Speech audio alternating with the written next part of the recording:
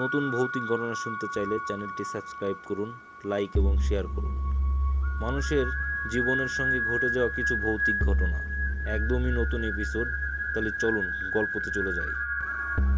অনেকক্ষণ ধরে সামনে বসা মানুষটার দিকে তাকিয়ে আছেন ডক্টর তাহসিনা। মাথাটা নিচু করে বসেই আছে সেই লোক। অনেকক্ষণ ধরে বসে থেকে থেকে শেষে বলতে শুরু করলো, আমার যে সমস্যা সেটা হলো আমার পেটে একটা ফোড়া উঠেছে। বলেই শূন্য দৃষ্টিতে ডক্টর তাহসিনার দিকে তাকিয়েছেন থাকলো। ডক্টর তাহসিনা অনেক ভালো একজন সাইকিয়াট্রিস্ট। উনি এর আগেও অনেক মেন্টাল রোগীকে ভালো করেছেন, কিন্তু আজকের এই রোগী এসে বসেছে তো বসেইছে, কথা বলার কোনো নাম গন্ধই নাই। অনেকক্ষণ মাথা নিচু করে চুপ করে থেকে শেষে বলতে শুরু করলো, আমার সমস্যার শুরু যখন আমি আমার স্ত্রী মাহমুদাকে খুন করি।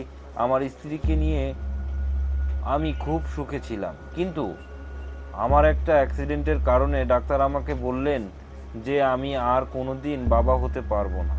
এরপর মাহমুদা আমাকে প্রথম প্রথম মেনে নিয়েছিল। আমাদের বিয়ের হবার পর ঠিক করেছিলাম 3 বছর পর বাচ্চা নেব। এর মাঝেই ঘটে যায় সেই অ্যাক্সিডেন্ট। এরপর মাস 6 ঠিক ছিল, কিন্তু একদিন আমি জানতে পারি মাহমুদার সাথে আমার এক আত্মীয়র অবৈধ সম্পর্ক হয়েছে। এটা শোনার পর আমার মাথা ঠিক ছিল না। আমি দুবার আত্মহত্যা করতে চেষ্টা করেছি, কিন্তু পারিনি। এর মাঝেই আমাকে মাহমুদা ওর অবৈধ সম্পর্কের কথা জানায়। আমি বিমোট ছিলাম বেশ কিছুদিন, কিন্তু এর মাঝেই জানতে পারি মাহমুদা কনসেপ্ট করেছে। এটা শুনে আমি নিজেকে ধরে রাখতে পারিনি। ওর পেটে বাচ্চা যখন 8 মাস, তখন আমি একদিন মাহমুদার এককে বিষ খাইয়ে মেরে ফেলি পেটের বাচ্চাটাকেও। আমি একজন পুলিশ অফিসার ছিলাম সেই সময়। এখন আমি রিটায়ার্ড।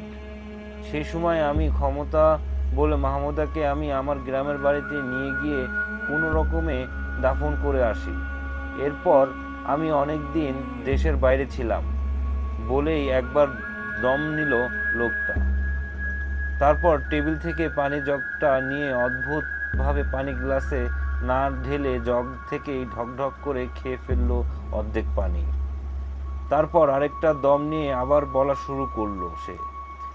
এরপর বছর আমি দেশে ফিরে আসি। চাকরি থেকে ছুটি নিয়েছিলাম, সেখানে আবার জয়েন করি। কিন্তু 2 মাস আগে আমি ঈদের ছুটিতে গ্রামে যাই। সেখানে